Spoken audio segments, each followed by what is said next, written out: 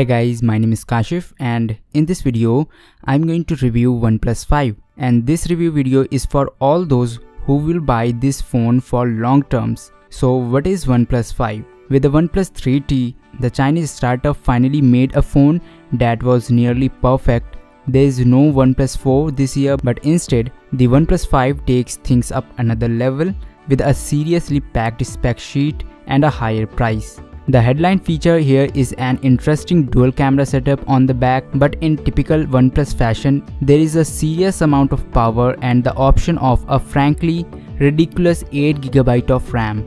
Just like the OnePlus 3 and 3T before it, OnePlus latest flagship offer a metallic body. Though it's much thinner this time around. Not only is the hardest just 7.25mm thin, it also features an aggressive taper around the side that makes the phone feel even thinner. The antenna lines have also been redesigned to go around the perimeter of the phone instead of cutting across the back, making them a lot less noticeable. Thanks to the rounded corners and edges, the OnePlus 5 looks great and is comfortable to hold. Still, it is worth noting that the thin sides makes the phone a bit off the slippery side. OnePlus offers a much more limited selection of colors option compared to many other modern flagships out there. If you pick up base model 64GB storage or 6GB of RAM, you will get it in slate grey. The more expensive model 128GB 8GB of RAM comes in midnight black. The new design changes are going to be a bit polarizing for some of you, while I am certainly a fan of the most of these changes. It is hard to deny that OnePlus 5 heavily resembles an iPhone 7 Plus. I am happy to report that unlike the iPhone, the OnePlus 5 does retain its headphone jack though. For those familiar with the OnePlus 3T, you will find the button placement here has not really changed. The 5's volume and alert slider are found on the left and the power button the right. The headphone jack on the bottom right, the USB Type-C port in the bottom center and the speaker on the bottom left. Turning towards the front, the OnePlus 5 has a home button that functions as a fingerprint scanner, flanked by capacitive back and recent app keys. The back key is on the left and the recent app key is on the right by default, but you can flip the orientation if you prefer via the settings. Overall, this still feels like a OnePlus phone, even if the inspiration for its design improvements are pretty obvious. OnePlus has stepped up the game in the very majority of the area this year, but on paper, at least the screen feels very much the same. It's still a 5.5-inch AMOLED panel, which is still 1080p as opposed to the more common Quad HD resolution. The OnePlus 3 and 3T suffered from a few annoying screen issues, including a poor calibration and lagging scrolling, but the OnePlus 5 sorts this out, so that's a bonus straight away. The display now covers the wide DCI P3 color gamut like the iPhone 7 and Galaxy S8, and this is my preferred color profile. It gives color more of a punch without oversaturating, and there is more variety in the shades. There is an sRGB mode 2 that removes a bit of punch and a default mode that feels to me a bit too colorful. I would have liked to see a resolution bump, but in all honesty, it's tough to pick out individual pixels unless you get really close. It's not as sharp as HTC U11, nor is it as sharp as 5-inch 1080p device, but colors are nice because it's AMOLED. There's that extra depth to black that you don't get with the LCD. Gorilla Glass 5 covers the panel and that should be help prevent scratches. Latest Snapdragon 835 chipset with either 6GB of RAM or 8GB of RAM, OnePlus has managed to pack in the latest Qualcomm Snapdragon 835 system on a chip here, which we have seen in Pixel 2, Galaxy Note 8, Xiaomi Mi 6 and some versions of Samsung Galaxy S8. This is processing power at the top of its game. Whether you will notice the difference between last generation processing power and what's in the OnePlus 5 on daily basis remains to be same. But make no mistake, this is a very powerful phone. Any game you want to run on this device will work smoothly and most importantly fast. I ran some demanding apps and games including Real Racing 3 and the OnePlus 5 handled with ease. Depending on what model you will buy, either get 6GB or 8GB of RAM. For this review, I have only used 6GB version. 6GB should be more than enough RAM to power your phone. Most smartphones at the moment pack 4GB of RAM and achieve similar benchmarking score to this phone. So turning to those all important benchmarking scores, how does the OnePlus 5 compare to competition? In Geekbench 4 benchmarking, I have found OnePlus 5 to be fastest phone I have tested with an average multi-score of 6000. It's hard to see a difference in real-world speed between new OnePlus and the Samsung's flagship device. OnePlus has previously struggled with optimizing its processor for top-notch performance, but it seems that with the OnePlus 5, it's finally managed to do it. Whether that 6GB of RAM is the thing helping, it does still feel like 6GB of RAM is overkill for this kind of device.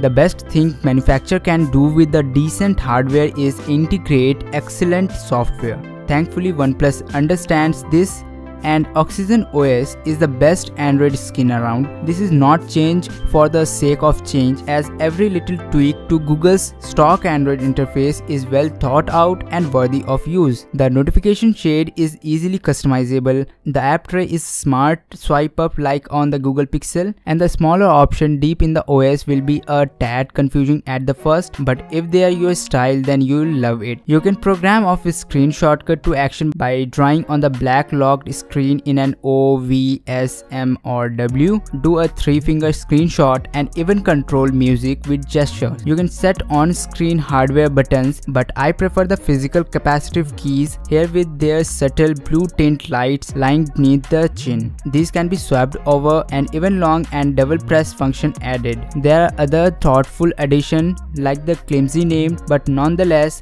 does what it says, gaming do not disturb mode. Tap this setting on from the notification shade and your gaming session will no longer be distributed by the notifications from your other app. Coupled with the insanely faster hardware, Oxygen OS is almost to the point where it feels one step ahead. The app priority software inclusion seemed to silently kick into effect and positively affected battery performance. The latency is so much better than it was on 3 and 3T. It feels as responsive as the best phones out there. It all adds up to an Android phone that excels in customization. Technically they all should, but sometimes it isn't the case. The phone makes it easy for you to make it your own. OnePlus 5 camera. There are quite a few improvements found with the OnePlus 5, the biggest of which is easily the new dual camera system. Dual camera are the nearly a setup for the majority of the flagship nowadays, and every dual camera setup I have seen has had its own set of features that help it stand out from the crowd.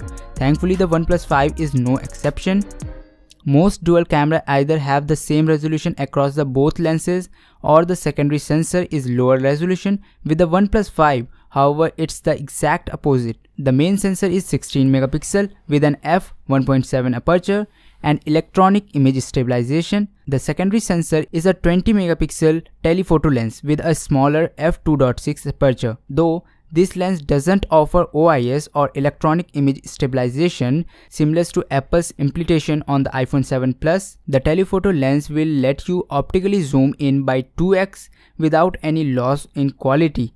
Carl P has now clarified that the telephoto zoom on the OnePlus 5 is actually a combination of optical zoom and software. Optical zoom is at 1.6x, the remaining 0.4x is realized through the Smart Capture Multi-Frame technology. So how does this dual camera setup perform? Photos taken with the OnePlus 5 are well detailed, sharp without looking over sharpened, and color reproduction is more on the natural side and not overly saturated. The secondary telephoto lens is great for getting those closer up shots without losing as much details as normally would from purely digital zoom. It's perfect for getting closer or anything you want.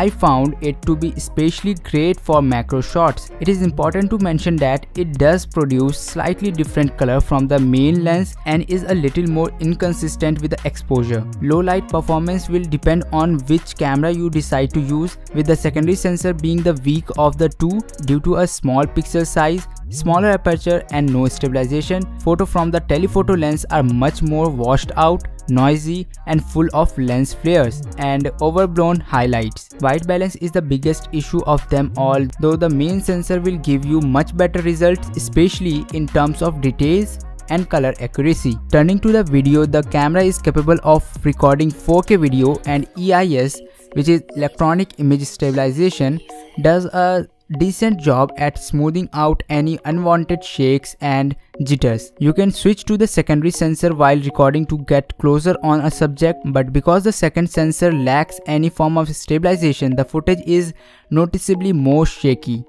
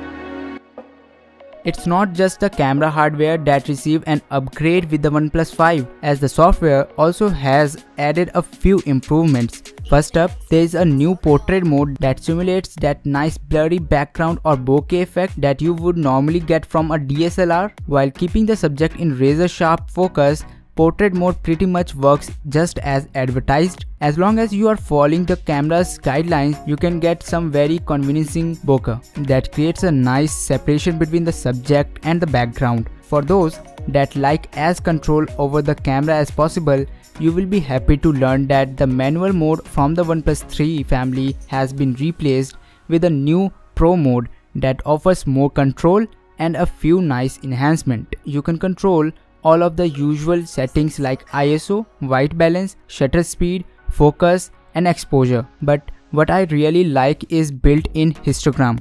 The toggle to enable RAW directly on the viewfinder and a horizon leveler to help you gauge when your shot is perfectly straight. On the front of the OnePlus 5 is a 16 megapixel selfie shooter. A lot of the features of the rear camera are available here, although you won't be able to use the portrait mode. This phone will be capable of giving you some of the sharpest selfie shots on the market, and it can also record video in 1080p, which is a big benefit if you plan to record your face often. Battery life is the one of the few areas where a flagship phone can stand out, and the OnePlus 5 needs to be able to survive at least a full day. On paper, compared to OnePlus 3T, the OnePlus 5 looks like a downgrade, with the former supporting a 3400 mAh battery while the latter features a 3300 mAh battery. The processing tech used inside this phone is newer though and much more efficient in terms of power consumption, and I think you will notice that in day-to-day battery life. The OnePlus 5 will keep pace with a lot of devices you will find on the market today. I typically found it lasting for the full day, maybe dying at the around 10 PM with the hard use. If you stick to a auto brightness, you are a lot more likely to make it to the end of the day with some charges left in the tank. There is fast charging tech here. OnePlus version is called Dash Charge, which means you will be able to pump some juice into your phone very quickly if you need to. OnePlus continues to claim that it's fast enough to get your full charge in the time it takes you get a shower, but that's not strictly true. Unless you are taking a long and relaxing bubble bath, you'll likely only get enough charge for a few hours, but it's certainly better than your phone dying on you when you need it. For those times when you really are gasping for battery life, the OnePlus 5 also comes with a battery saving mode. I found that this really restricted what apps we could open, but it will prolong battery life on the phone, and that's all you need when you are clinging onto the last tracks of power. OnePlus is not offering the best battery life on the market here, but it's a similar level to the most of the flagship competition. And unless you are a power user, you will probably get through a whole day of using the OnePlus 5 and still have a little left over before you plug in overnight. So, should you buy the OnePlus 5? Sure, the OnePlus 5 has gone up in a price from its predecessor, but there's more packed into this phone than ever before, and that makes it completely worth the price hike. Even better, it's still cheaper than most other flagships offered on the market today. Yes, it's missing a few key extra like expandable storage, water resistant, and the design show isn't it going to please everyone. But at the under $550, you're going to have a hard time finding a flagship that offers a better experience